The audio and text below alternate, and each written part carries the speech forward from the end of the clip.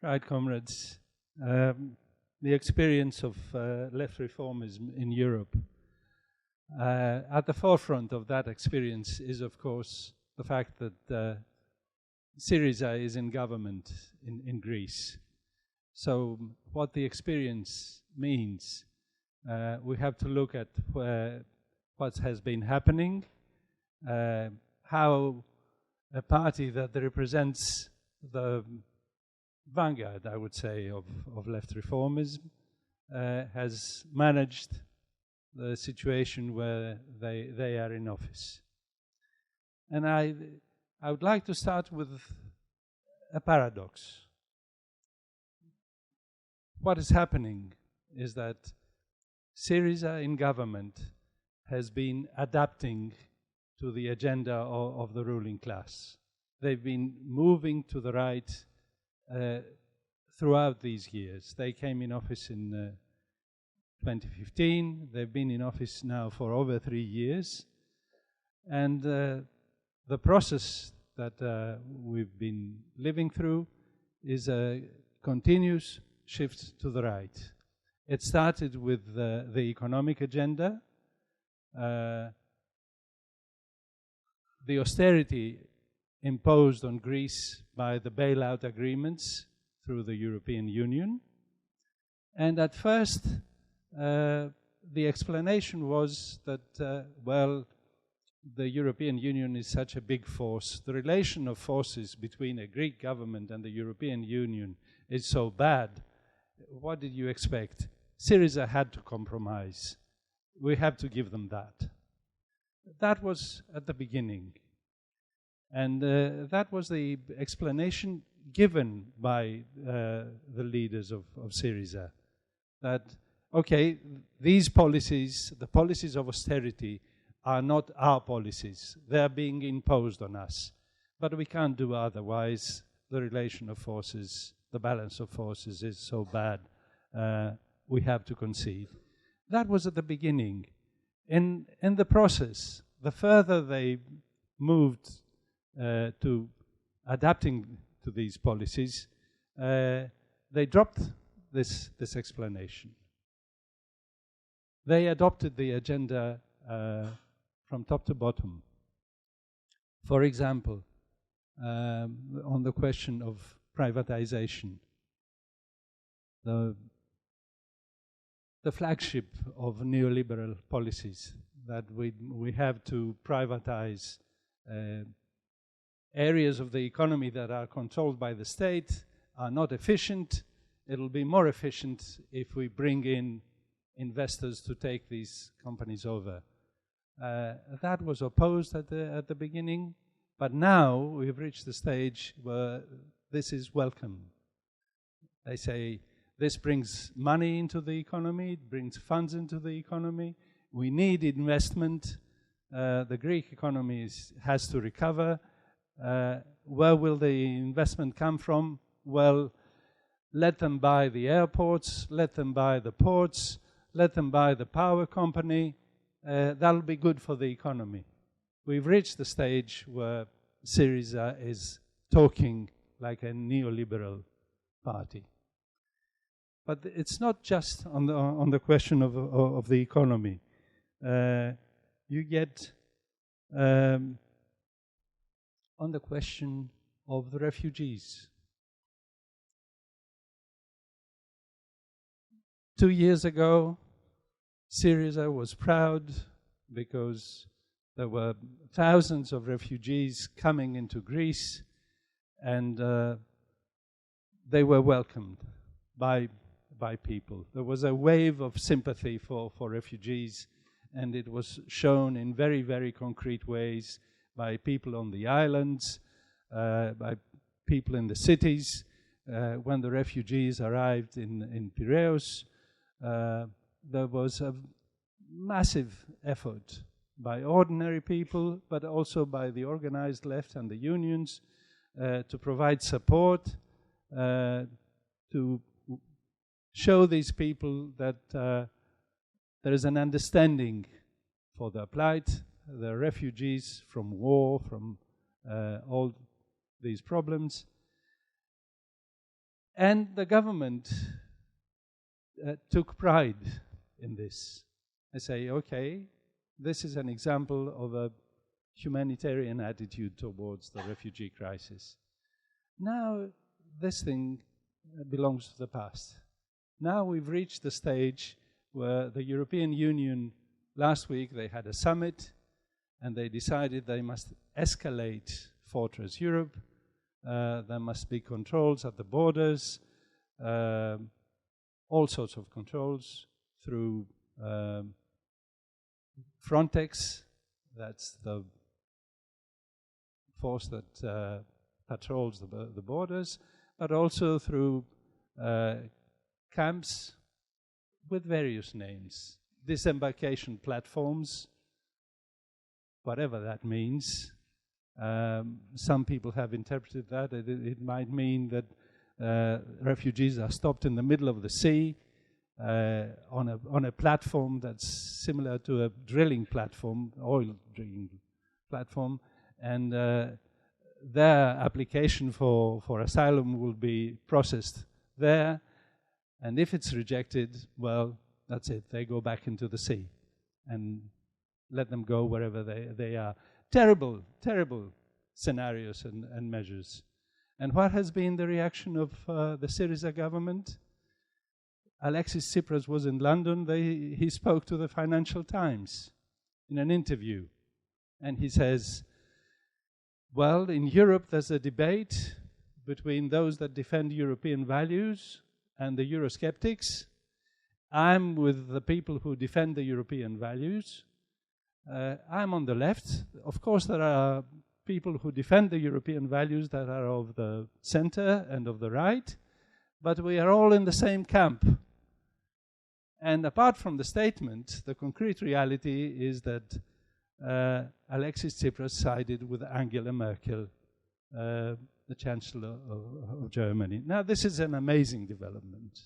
It's an amazing development because in Greece, the austerity, the bailout agreements, to most people's minds, it was when Syriza talked about a difficult relation of balance of forces, what everybody thought was, well, the German government is forcing austerity down the throat of Syriza. Merkel is to blame. Tsipras, well, is a young boy that has to adapt. Now, we've come to the stage where Alexis Tsipras stands next to Merkel and says, we are the defenders of European values. So it's a huge shift to the right. There are other areas as well on the question of conflict in the area, in the Balkans. There's tension between Greece and Turkey. And how does the government handle that? They've made an agreement with the Republic of Macedonia. And they present that as a positive step because it makes Greece a more important power in the Balkans. Now, this is accepting the policies of the Greek ruling class. Yes, the Greek ruling class want Greece to play a leading role in the area.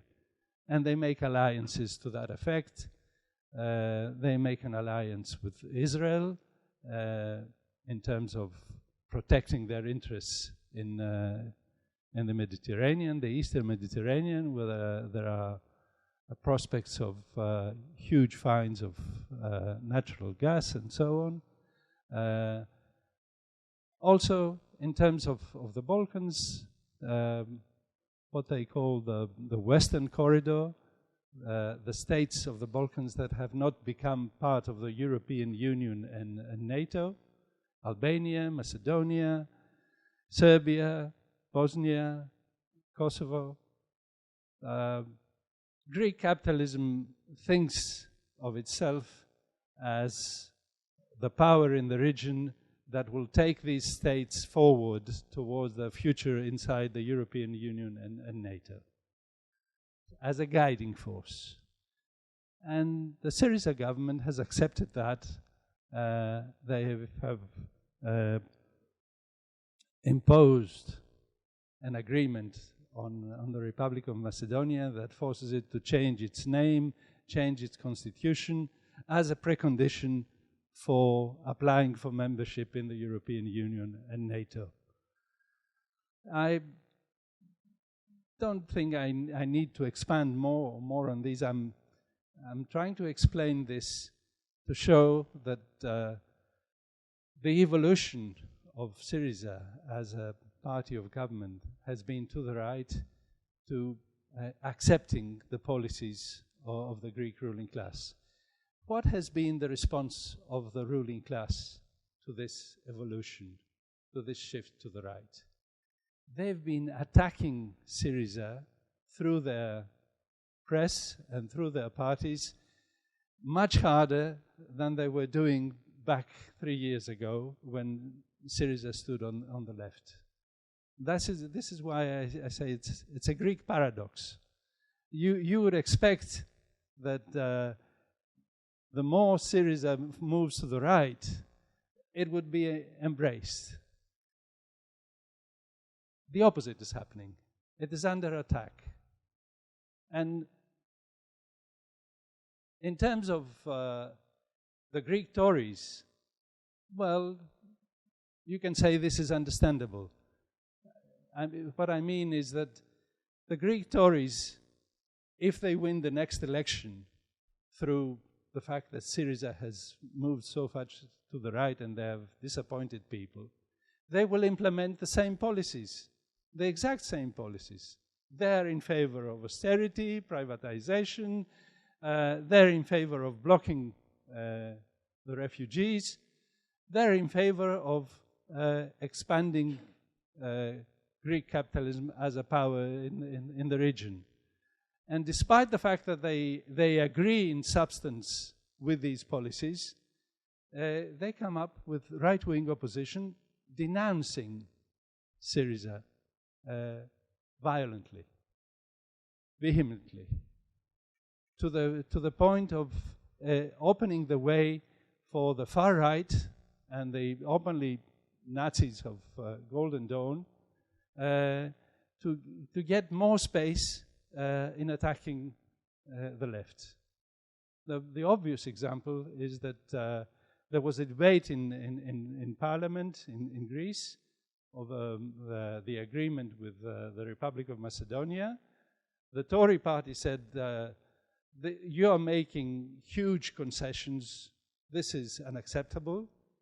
The Nazis said, this is a treaty of treason, there must be, the army must intervene and send Tsipras, there must be a military coup and we must have the end of the story. The Tory opposition, with vicious nationalism, with their racism, and so on, are opening the way for this kind of attack. So, one explanation is that they're doing this for electoral terms. They want to present themselves as an electoral alternative to Syriza. And that's why they're hiding that they have the same agenda and upping the opposition campaign. But it's not just electoral opportunism. There's a further aspect to this. This is a campaign to turn the anger among the working class from the left to the right. It is an attack on the radicalization of the working class in Greece, and I would say throughout Europe, but I'll come to this a bit further on. As the main reason for this paradox, for the fact that they're not prepared to embrace a left reformist party that is adapting to their policies, is that they know that behind the rise of Syriza in Greece, there's a rise of radicalization among the working class and the youth that's based on the struggles of 10 years of austerity. And this is the main enemy for them. They want to attack, they want to demoralize. So what we get is that this is what the left means. They don't know how to run things. They make promises they can't keep. So when they are in office, they adapt to reality, but they are useless. This is one motto. And at the same time, there's the motto of racism. That the left is loony. The left thinks that there's room for everybody. In reality, there's not room for everybody. So we have to cut back. We have to exclude the refugees. And these are ideas that are being thrown at people who have supported Syriza, the people who were 3 years ago in the summer of 2015, when we had a referendum on the bailout agreement, there was a no vote that got over 60%, 62%. So they know that there's a huge pool of the population that is to the left. And this is what they're trying to attack. Throughout these 3 years, opposition to the shifts of Syriza to the right came through strikes, through left-wing activity of people. And this is what they are trying to shift, what they are trying to change.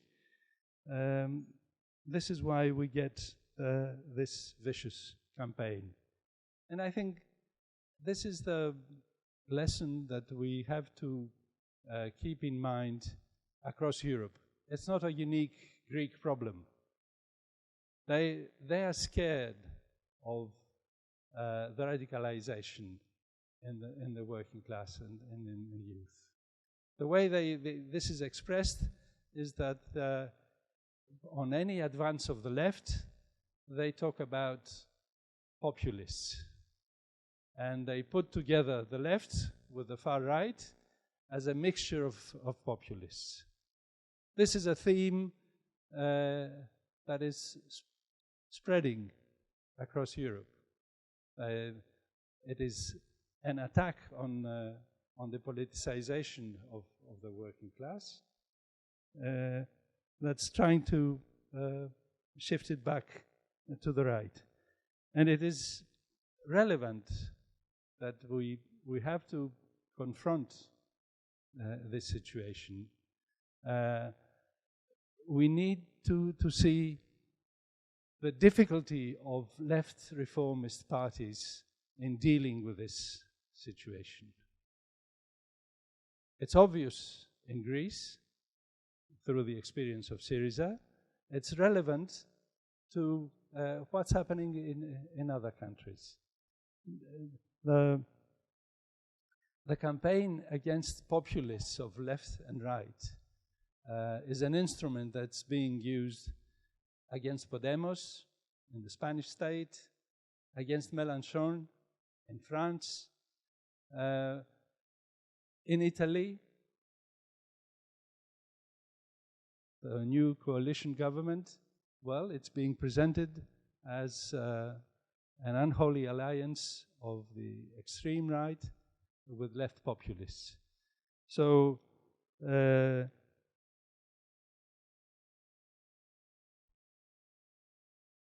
what is a conclusion that we must draw from this picture, from these developments? I think there's two things we must focus on. The one theme is that left-wing radicalization is there, behind the surface.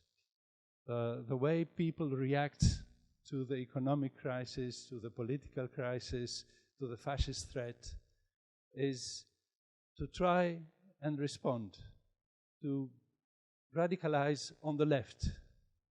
This is a current, and it's something that the left needs to discuss, because it seems that the ruling class is more aware of the danger. They are running their campaign against the left populists.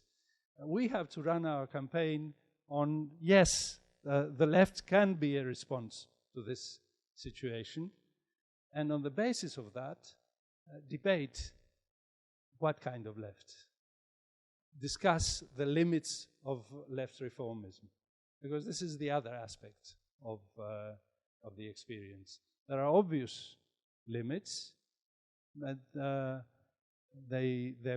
in Greece they've become very obvious because we have Syriza in government, and therefore the shift to the right, the betrayals, if you like, of the promises that we had 3 years ago is very, very visible. So we need to have both these aspects. What does it mean?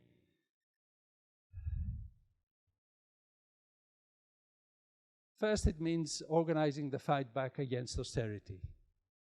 The roots of bitterness inside working class communities and so on are in the fact that this is a common experience. If you look, last few days there was a report on what's been happening to wages in OECD countries. That includes all the countries in the European Union. The picture is bleak. Even if there is some sort of economic recovery, it's not wages that are recovering. Wages are held down. In some cases, they are continuing to decline. So, organizing the fight back against austerity is one aspect of how we have to deal with this situation. At the same time, we have to respond to the racist attack. There's this idea on the left that if we fight austerity successfully, the racists will be isolated. They won't have any basis for their campaign. This is wrong. This is wrong. There's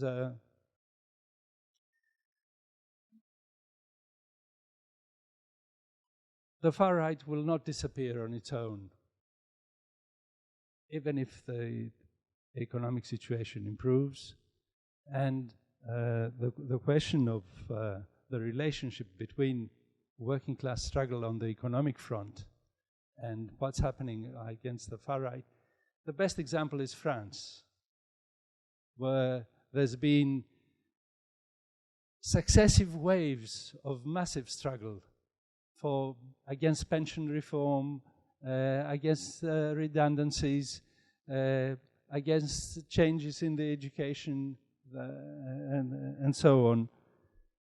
But that doesn't lead automatically to the isolation of the Front National. So we need to fight on both fronts. We need to confront the far right, and we need to confront the racist campaigns that give it the possibility to rise. That is a big debate that it has to be had inside the left. How to organize, how to combine the two.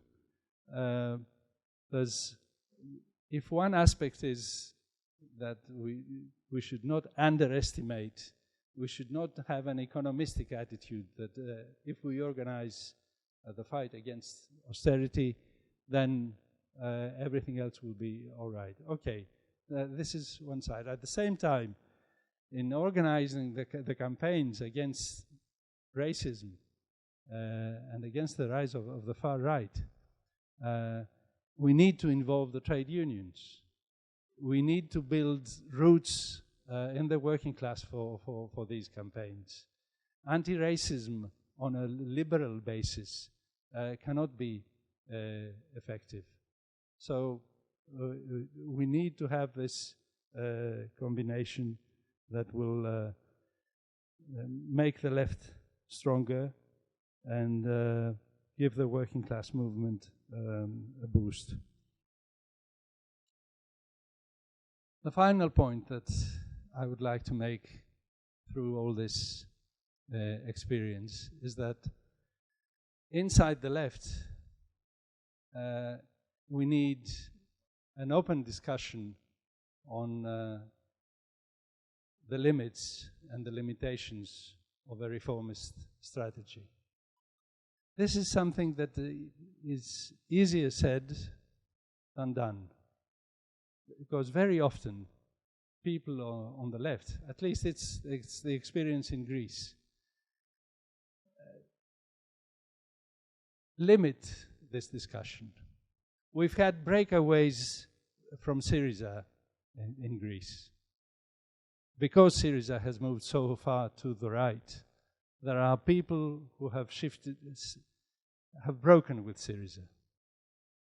Organized groups, like Popular Unity is a name that you probably have heard of.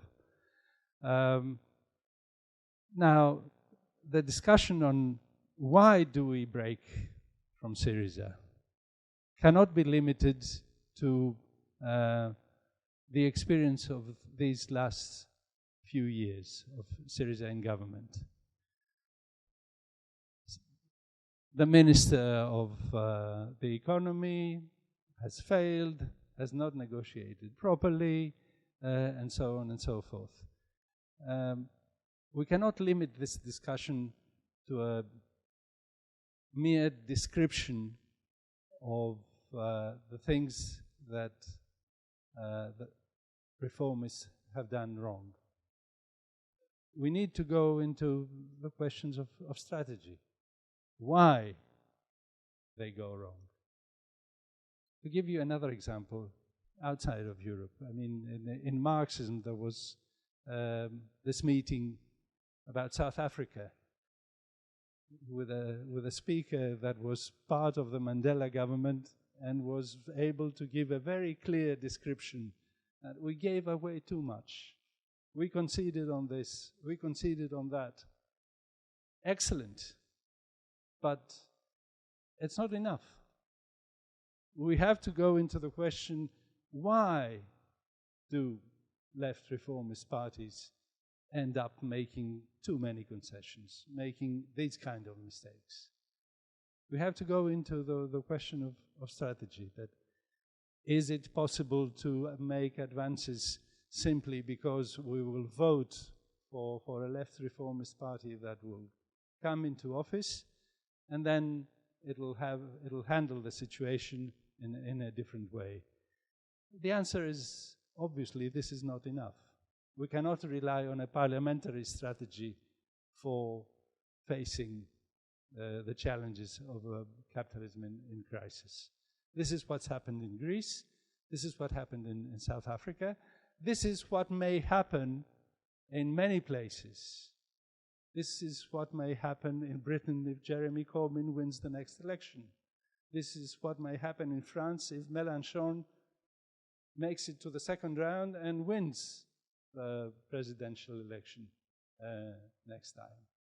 Or in Spain, where, again, it's a very clear example. A short time ago, the situation in the Spanish state was being described in very negative colors. That The revolt in Catalonia has strengthened the right. Rajoy will be in office for ages, or his party will be in office. And then suddenly he's collapsed. And there's an opening there. There's people who welcome the refugees when the boat that was refused from Italy went to Valencia. This shows the possibilities that it is possible to have left advances throughout Europe in the next period. So the discussion, the debate on strategy, what a left advance will mean, how we can have alternative scenarios to what's happened in Greece. Well, we've had the left advance, we've had a left reformist government in office, and the result is a situation that I was trying to describe. So at the same time as fighting alongside all these people who want to see a left advance, want to see that fighting the right will mean left-wing governments in so many countries. We will fight together, but at the same time we have to have this commonly discussion about the limitations of left reforms. This is an important aspect, and it's a reason why the SWP in this country, the IST comrades in the countries that we exist, are trying to raise these issues, trying to bring this debate onto the agenda. I think this is very important, and I think this is part of the task that we have to face in the coming period. Thank you.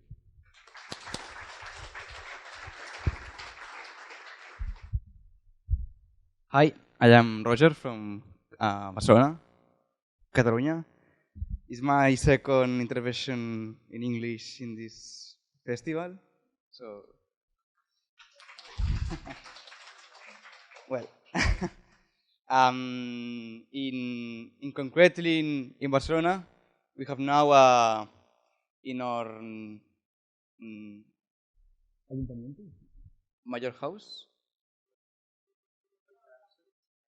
Yes, in our council we have a new reformist government that it's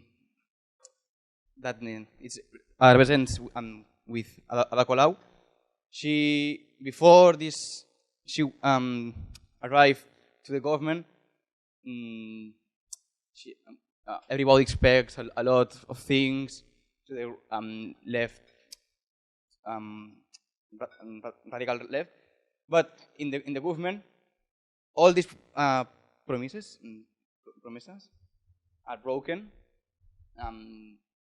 Their politics that we expect that she will make to transform the system. Not is only to make a good administration, a good gestion from the left of this council, and makes the movement goes down.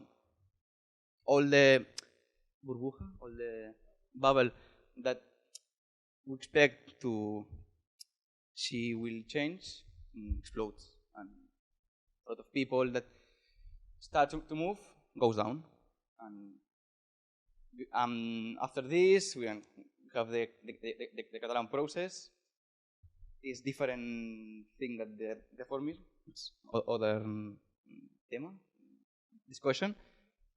And un tema, yo no me acuerdo. Me he liado. Con el tema de Podemos era. Ya no me acuerdo. Sí, pero se me ha olvidado.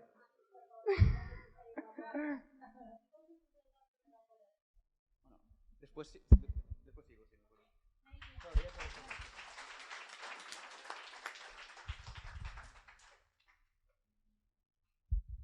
Okay, good afternoon. I'm English and a supporter of the IS tendency, and I also live in France. So I think it's important to have a European perspective. It's very easy to see things from a purely national perspective, and for example, to look at the Corbin movement and that that's what left reformism looks like in every country, but not at all. It's actually very different from one country to another. So I agree with absolutely everything that Panos said in general terms. We then have to go deeper and analyze the situation in each country and the actual nature of left reformist movements, because there are many types of left reformist movements. And also, there are countries in Europe where people who want things to change but are not revolutionaries are looking towards nationalist movements. In some countries like Catalonia, in Scotland, even in Corsica in France, where they recently elected a nationalist government for the first time. And clearly that they have attracted a lot of people from the left. So I just want to emphasize, if you like, the complexity of the situation. Also, how things change over time. I mean, everything that Panos said about Syriza is absolutely right. But 3 years ago, we didn't know that. Our analysis has changed. If you look at someone like Jean-Luc Mélenchon in France, 3 years ago, I remember going to meetings organized by Mélenchon, where the star speaker was Alexis Tsipras. He was absolutely the star. Now, Mélenchon, his party has just left the party of the European left because that party refuses to expel Syriza. He's learned some of the lessons from what's happened in Greece, and he has a policy of confronting the European Union. Now, I don't know if it's a realistic policy, but he's quite aware that in order to confront the European Union, he thinks that France is in a much stronger position to do so because it's not a small, weak country like Greece, but it's a great power. And Mélenchon, being a left reformist, is also a left nationalist in many ways, and he thinks that France should remain a great power, etc. Confront the Americans, leave NATO, which is not the normal position of left reformists, and confront the European Union, but not on his own. So he's now formed a European alliance with Podemos, with the left bloc in Portugal, the Red-Green alliance in Denmark, and so on, because he understands that even France can't take on the European Union alone. So I'm just trying to say that there are complicated questions of strategy, which left reformists have to face up to, that they are capable of learning from their own failures. It's also extremely complicated for the revolutionary left to relate to left reformist movements, given the complexity of the situation. I think one thing we can't do is to just shout out, Corbyn will betray, or Mélenchon will betray. It may well be that they will betray, but it doesn't actually help to say that. We have to really analyze the nature of these movements, relate to them, work, as Panos said, work closely with members of these movements. I think that's what revolutionaries should be doing, and not just repeating general principles and slogans.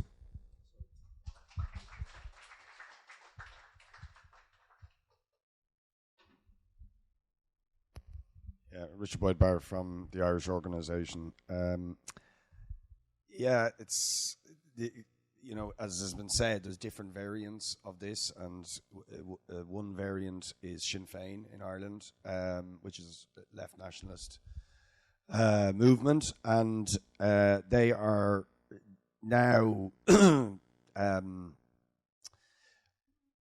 probably the main leftist opposition in the Parliament. Well, they are the main leftist opposition in the Parliament.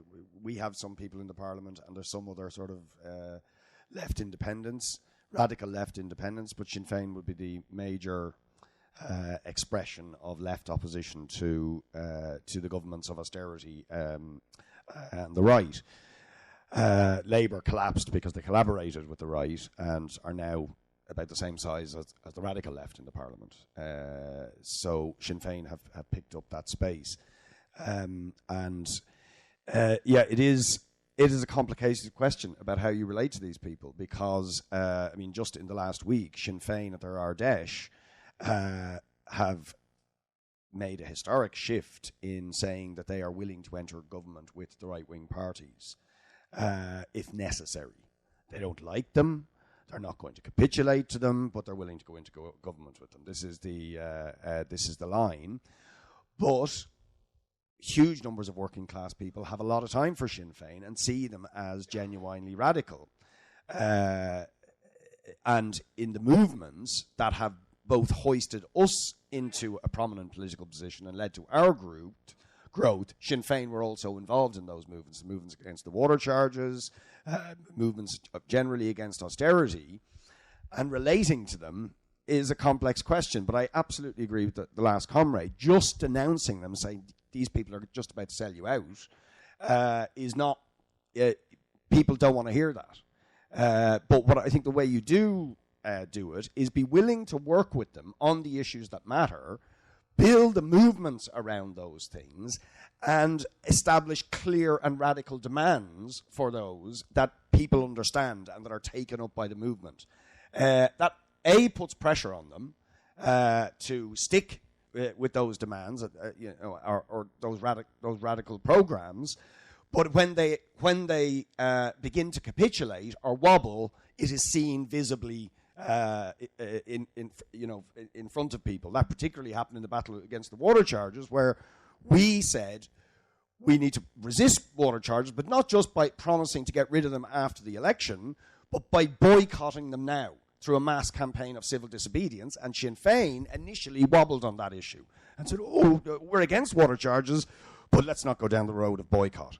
But when the mass movement boycotted, then they flip-flopped and started to support the boycott. But a lot of people could see themselves, okay, maybe these guys aren't totally trustworthy. So I think that it's a difficult thing to navigate, of working with people in united fronts, but I think the main focus for us is to be building the movements on the ground with clear and radical demands and putting the emphasis on people power to get change, and not just saying to people, vote for us in the next election and everything will be okay. Hi, I'm David from the Austrian IST group. So I apologize for my English if it is not so good.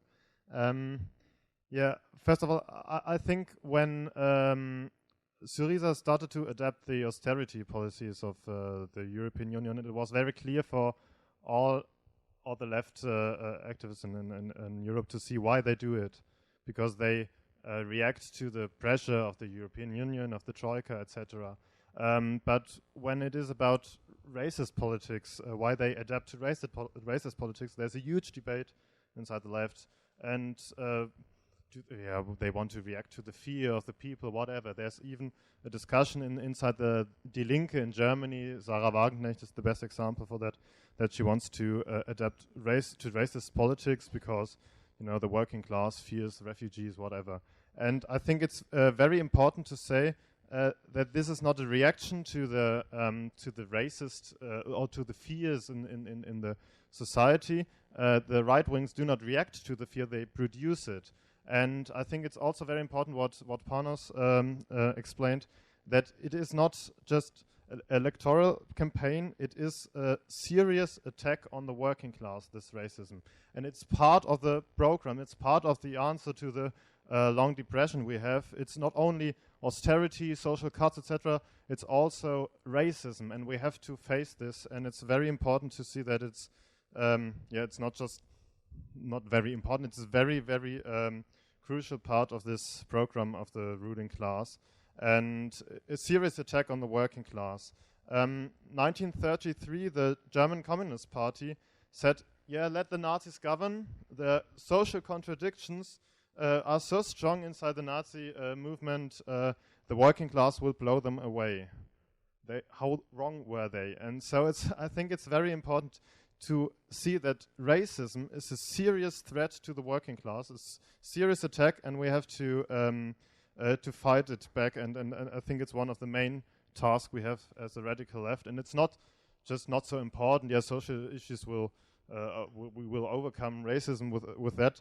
It's part of the plan of the ruling class, and we have to fight back.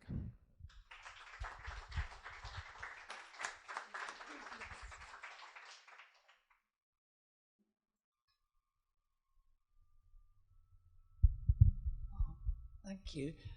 My name is Hattie Sampson, and I'm from a United Community group. These are groups that the union set up for people who are not actually working. So I just wanted to ask the speaker where he thinks we go with this in England. What are the prospects for Corbyn? What's the prospects of the left? Because I'm afraid to say I don't see very much in my local Labour Party or the unions that really encourages the autocritica that you're talking about. We don't discuss politics, and this is really, I think it's not approved of. And we're supposed to just go out in the street and wave flags and so on. We're not supposed to talk about why we're doing it or where we're going. And I agree with that. I think that's absolutely essential. But when you look at Britain and what's going on here, I feel extremely worried. And I don't think Britain is actually a democracy. I mean, we're supposed to be a parliamentary democracy, but that's going down the tube as well. So I just wanted to ask the speaker, has he got some advice for us, what we can do about this?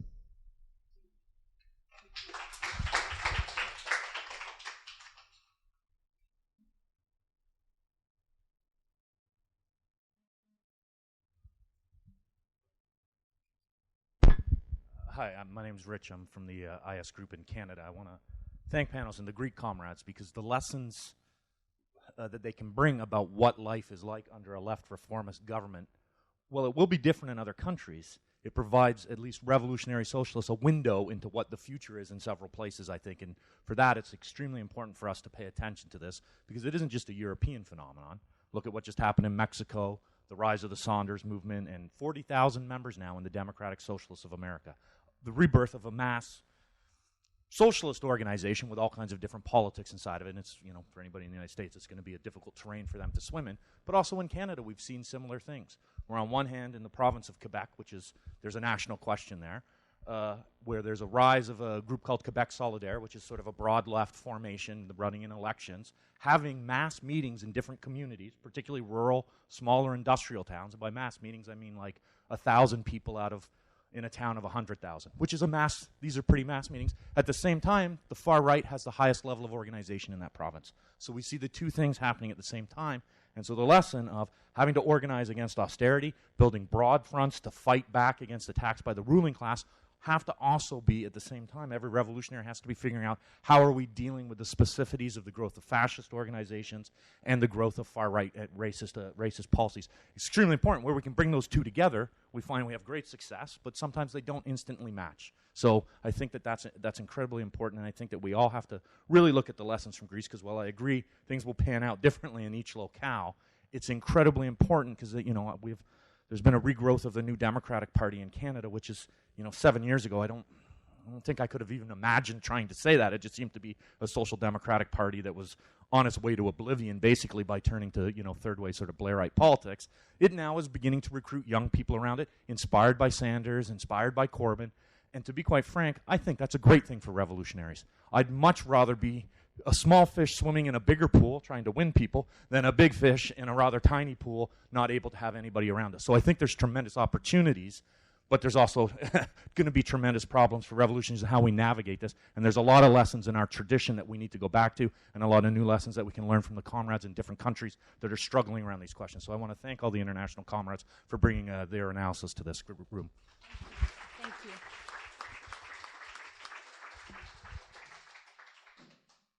Thank you. I think you are almost the last contribution. So, I'll be very quick. Yeah, very quick. Hello. Just very briefly.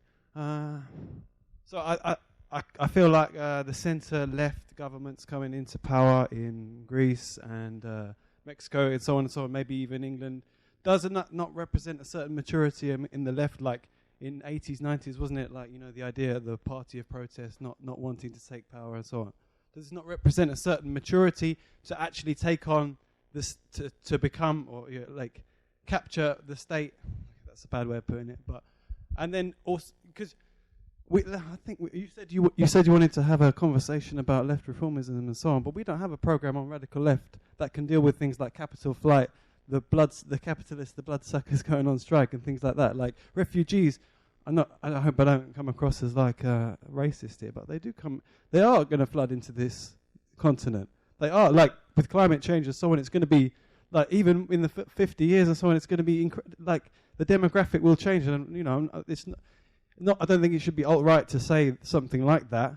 It is going to change Europe. What I'm saying is that we don't have the program on far left to, like, at least centre-left governments, they say, okay, we're going to come into power and be besieged by the hostile media and so on. Like, we should have this conversation honestly, and I don't know. I've not got any answers to it.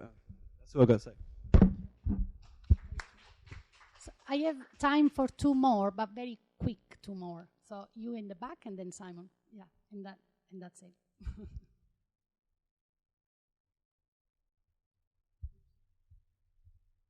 I think it's very important to have this discussion on left reformism. I remember in the run-up to the Syriza election in Greece that the Socialist Party in the Netherlands was very enthusiastic about it, was writing a lot, sometimes visiting.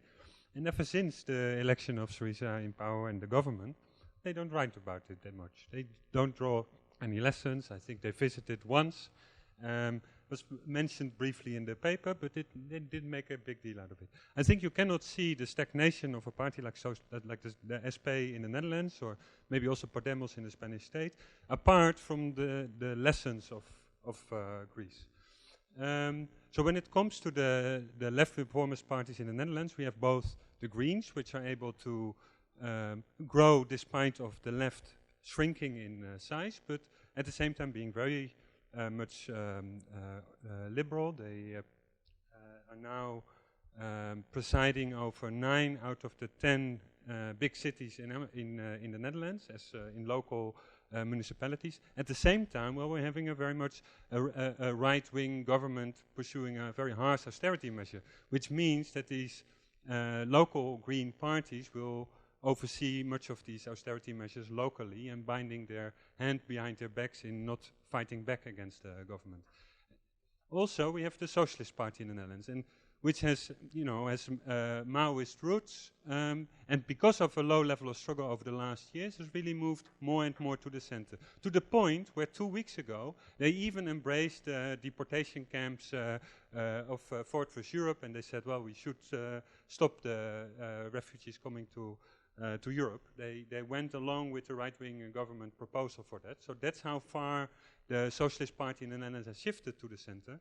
And I think we should be, in the Netherlands, our own orientation is very much, you cannot build new parties of the left out of nothing. You need to have movements, you need to have massive strike action for the space to open up for new parties to emerge. That's why we've been very much part of the union actions over the last years. Last year was the highest number of, they call lost working days in the Netherlands. So really much try to work with that, work with left parts of the different parties, and really try to build the struggle.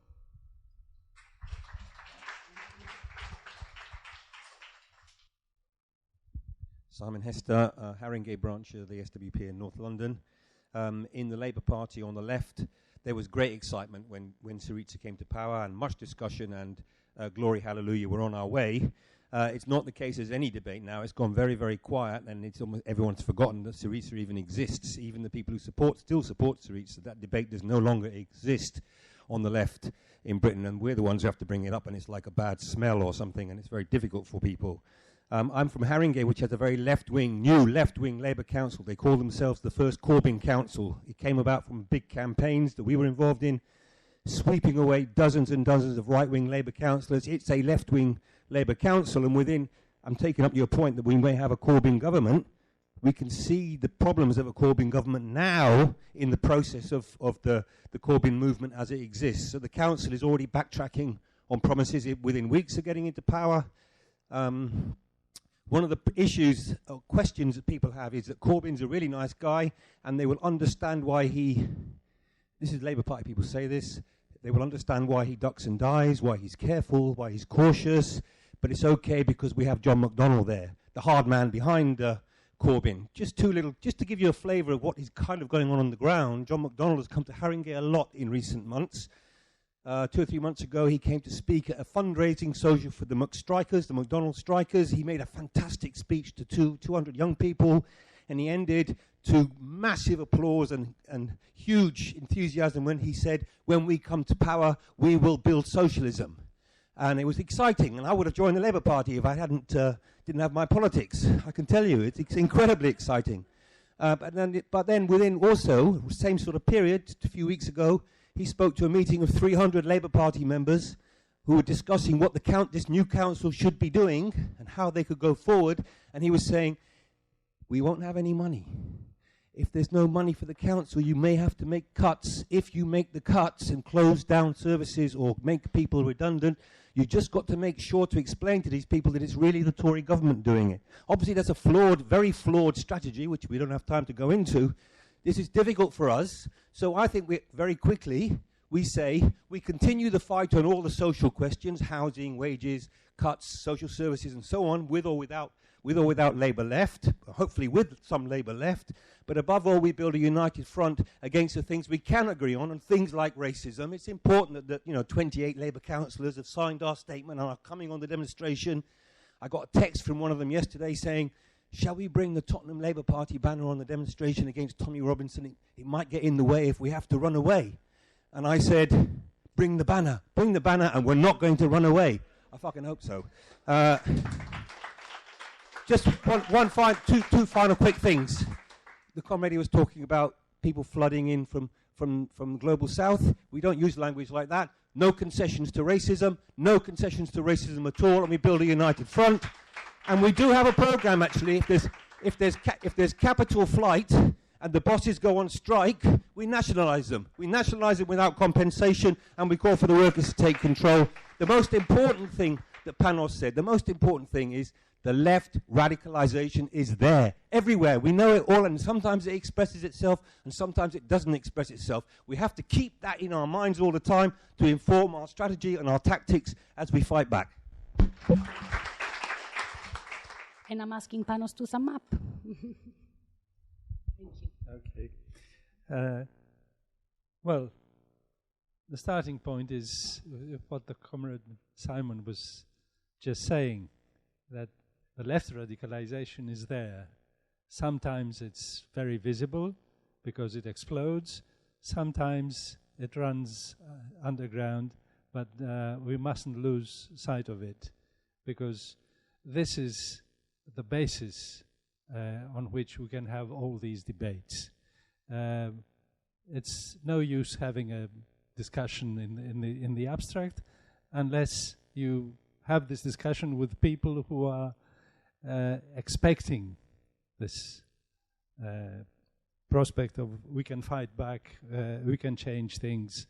The question is how. So the opportunities to bring this picture to the fore come continuously. I mean, Richard was talking about Ireland just before. The referendum in Ireland, it's a sweeping victory, goes against the grain. Okay, we open the papers, and every day there's, okay, the AfD in Germany, the fascists are in the government in Austria, and so on and so forth. Their side is getting all the publicity.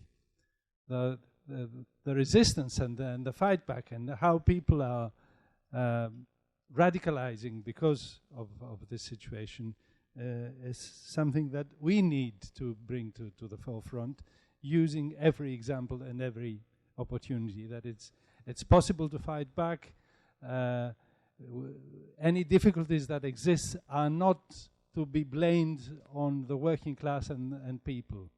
The idea is that the consciousness of the working class is not up to the right level to confront these challenges. This is rubbish. It's the left, the leaderships of the left and the unions. This is where we have to address. People are prepared to fight back. Every time there's even the smallest opportunity to inspire them, they respond in a magnificent way. So this, I think, is a starting point. In this context, obviously we have to work alongside.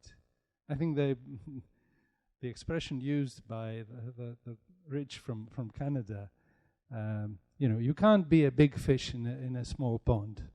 Big fish in small pools just don't survive, period. You have to swim in deep waters. So we have to be part of the movement, we have to be part of the resistance, we have to jump into every opportunity where people are fighting back, because that's where we can have useful debates and not just denounce each other in sectarian attitudes. This is a real problem. Sectarianism is not just a problem of the far left. It's also a problem within the reformist left. Mélenchon is an example. The Greek equivalent of Mélenchon is Zoe Konstantopoulou, who used to be president of the Greek parliament when Syriza won the election.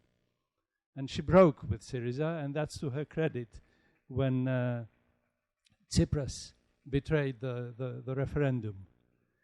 But her break with Syriza doesn't contain any substantial criticism of why it happened.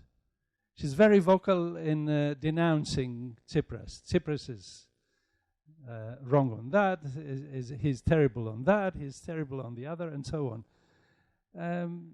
There's a limit to how far you can go with this kind of politics and this kind of tactics. And Mélenchon shares this attitude. I mean, the idea that the left will grow because the European Left Party will expel Syriza is ludicrous. It won't make the European Left Party more revolutionary if they expel Syriza. They have to address other problems, the problems of strategy and so on. Now, if we have this picture, there are many problems that we have to address. All right? The questions of the program are real. We have to formulate alternatives to reformist policies. How we fight back when there is capital flight? Yes, we take over. Any nationalization without compensation for bosses who will take their money and run away. Similarly, we have solutions for refugees. Yes. When we say there's room for everybody, we mean it, literally. People who come into the country, in each country, they bring wealth. They don't take away. It takes a lot of money to raise a boy or a girl to working age. And this money has been spent in the country where they come from, and they bring it along. They are, in Marxist terms, in terms of labor power and the labor force, the influx of refugees and migrants is an influx of wealth in the country where they go in. This is the spirit that we have to bring to our program, against all these theories that they will be a burden on the economy and so on. And apart from dealing with the questions of program, we have to deal with the specific dilemmas that come up in the middle of the struggle. I want to end on this. You all know KFA, the anti-racist, anti-fascist movement in Greece. When it was launched 10 years ago, the issue was fascist threat. Where do you see the fascist threat? The fascists are marginal. So why have a campaign? 3 years later, Golden Dawn get enough votes to get into parliament. The fascist threat is there. It's very real. But again, it means a whole discussion. Almost the same people who would say, where do you see the fascist threat? When it materialized, they would say, oh, now they got 500,000 votes. Now they're a legitimate party. We cannot just say that they are fascists and Nazis. We have to debate with them on their policies. So we need to confront all these discussions and debates in what's coming up. It's very, it means a lot of work in being concrete and specific, but it needs a clear orientation that the revolutionary left has a strategy that's different, and this strategy can address all these problems that we face in this process. I think with this spirit we can approach the coming period, and we can help the revolutionary left provide a concrete alternative to the failures of left reforms.